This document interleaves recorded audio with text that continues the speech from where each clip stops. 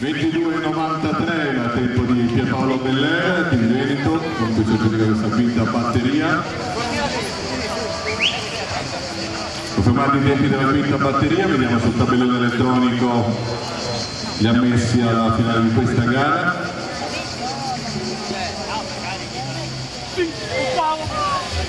Andrea Casini, Florenziano Dovrebbe, l'ultimo ammesso alla finale di 56 junior maschi con 23,70.